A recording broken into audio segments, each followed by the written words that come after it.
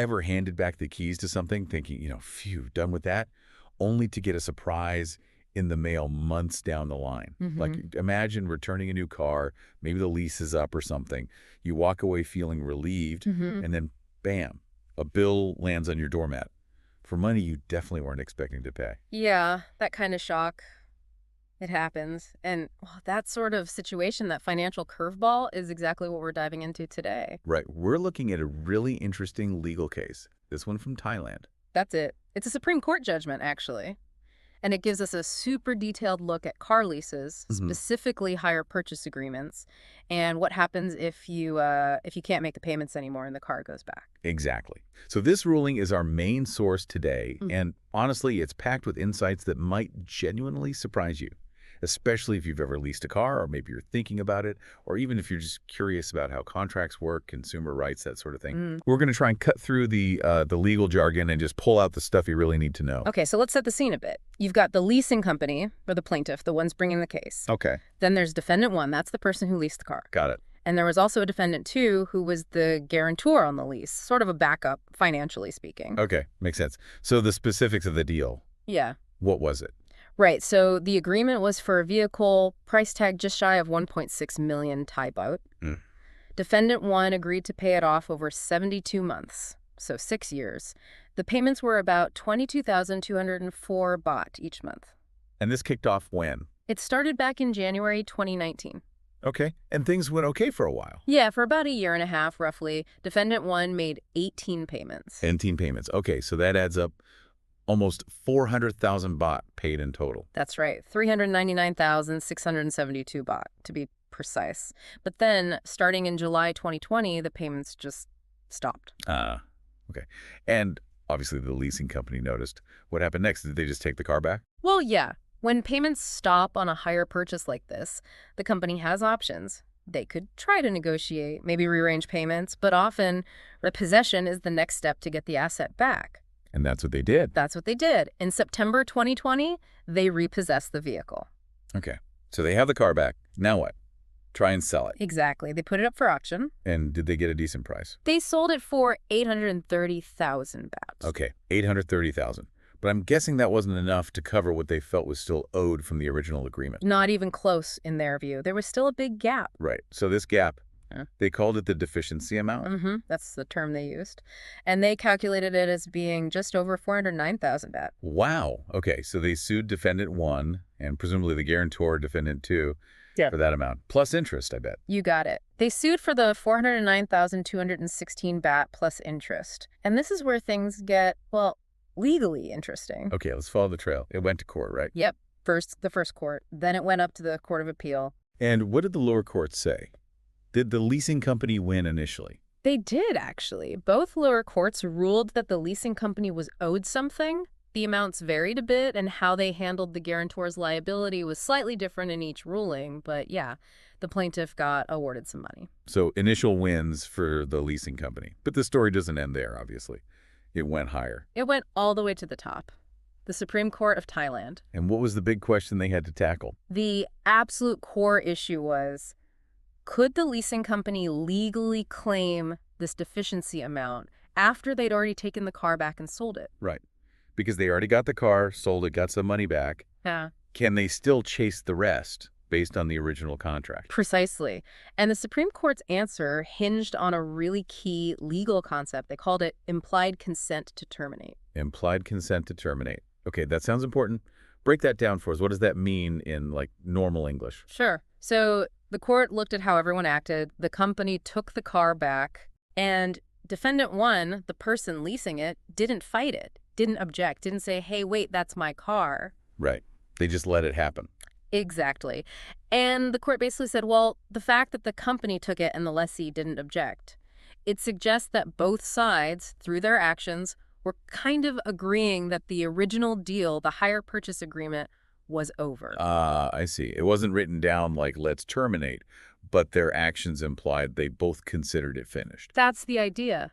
A mutual understanding shown by behavior that the contract was ending. Okay, now this is where it gets really interesting, isn't it? Yes. So if they both implicitly agreed the contract was over, What does that mean for the leasing company trying to claim that big deficiency amount based on the original contract terms? Well, this is the crucial part. The Supreme Court said because it was a mutual termination, like both sides agreed to end it, the leasing company couldn't just fall back on the clauses in the original contract that talked about what happens if the lessee defaults. You mean the bits that probably said, if you default, you owe us the rest of the money? Exactly those bits. The court said that this mutual agreement to end things changed the situation. It wasn't just a one-sided breach anymore.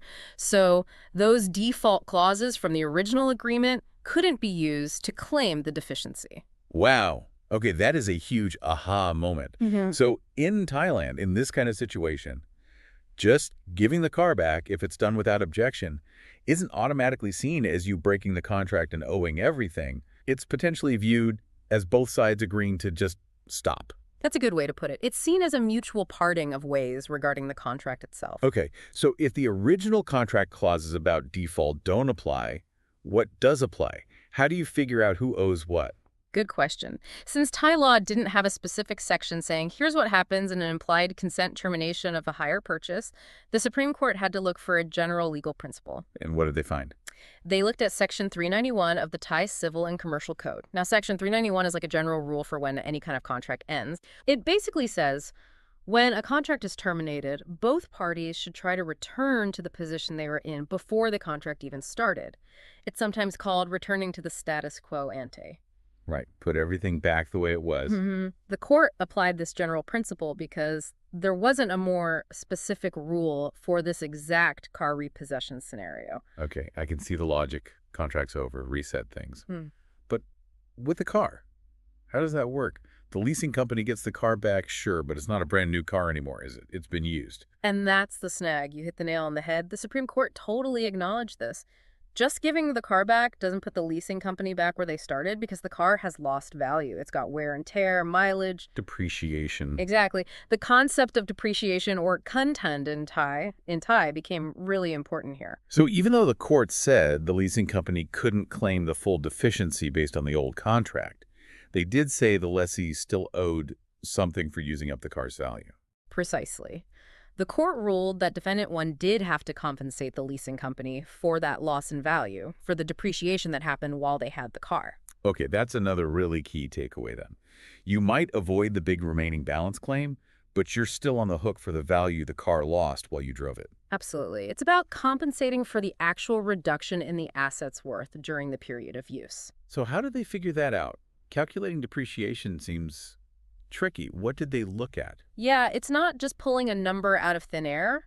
The court looked at several things. Like what? Okay, so they considered the car's original cash price. They looked at the down payment defendant one made initially. They tallied up all the installment payments that were actually made, those 18 payments. Right. They considered how long defendant one actually had and used the car, which was about 1 year and 10 months. Okay. And they even looked at the mileage clocked up about 32,000 kilometers. Wow. Okay, so quite detailed. They really tried to quantify the usage. Yeah, they used all that information to arrive at a figure for the depreciation. And what was the number? How much did they decide the depreciation was worth? The Supreme Court calculated the depreciation at 30,000 baht. 30,000 baht. Okay, so that's one piece defendant one had to pay. Now, you mentioned something else earlier, loss of use. Was that also factored in? Yes, good memory. Loss of use, or ponegado. The first court, way back in the beginning, had decided the leasing company also suffered a loss because, well, during the time payments stopped and before they got the car back and sold it, they couldn't use that asset. They couldn't rent it out, couldn't do anything with it. Okay. Like opportunity costs. Kind of, yeah. And the first court awarded 15,000 baht for that. Importantly, that specific part of the ruling wasn't really challenged later on in the appeal. So it just stuck. It stuck. So that 15,000 baht for loss of use was added to what defendant one owed. Okay, so 30,000 for depreciation, 15,000 for loss of use. That's 45,000 baht total principal. What about interest? The company originally wanted interest on the big 400K claim. Right. The court did award interest, but only on that final principal amount of 45,000 baht. Makes sense. And the interest started running from the date the lawsuit was filed. The rates were also specified, and they actually changed over time based on adjustments in Thai law. Got it.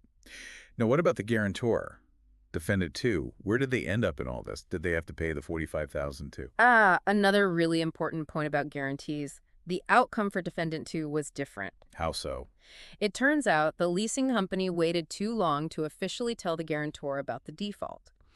They were supposed to notify Defendant 2 within 60 days of Defendant 1's first missing payments. And they didn't. Apparently not within that time frame. Because of that delay in notification, the guarantor's liability was significantly cut down. So what were they liable for? The Supreme Court agreed with the Court of Appeal on this. Defendant 2 was only held responsible for the loss of use part, which was actually determined to be $10,000 in their case, not the full $15,000. They weren't liable for the depreciation at all. Wow. So failing to notify the guarantor promptly really reduced their exposure. That's crucial for anyone acting as a guarantor to know. Absolutely. Timely communication is key in these agreements. Okay, so let's just quickly summarize the final verdict from the Supreme Court. Right. Defendant 1, the lessee, had to pay a total of $45,000 barter.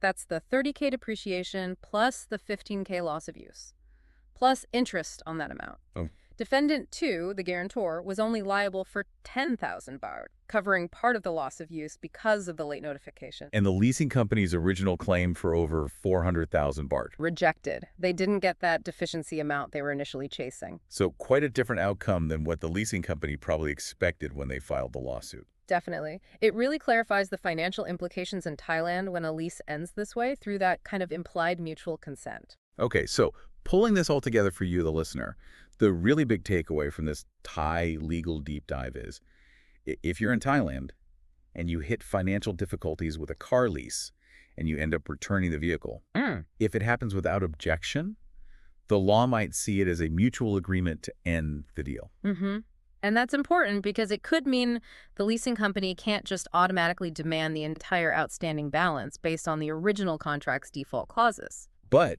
and this is the critical but, isn't it? Just handing back the keys doesn't mean you walk away scot-free financially. That's the other side of the coin. Exactly. This case makes it super clear. You're almost certainly still responsible for compensating the company for the car's depreciation, the value it lost while you had it. And maybe other costs too, like that loss of use charge we talked about. Potentially, yes. So the idea that returning the car ends the contract in a way that avoids the full remaining debt but still leaves you liable for depreciation. That's the real aha moment here. Right. Hopefully breaking down this specific Supreme Court case has, demystified things a bit, giving you a clearer idea of rights and potential obligations with car leases in this context without getting too bogged down in the legal weeds. Yeah, hopefully it provides some clarity. And this case really just highlights how important it is to understand the fine print, but also the implications of actions taken around any agreement. That's a great point. It makes you wonder, doesn't it? What other everyday contracts, maybe renting an apartment, phone contracts, gym memberships, might have these kinds of unexpected consequences if things don't go exactly to plan? Are there other situations where our actions might be creating these implied agreements without us even fully realizing it at the time? It's definitely something worth thinking about, those potential what-ifs lurking in the background of our agreements.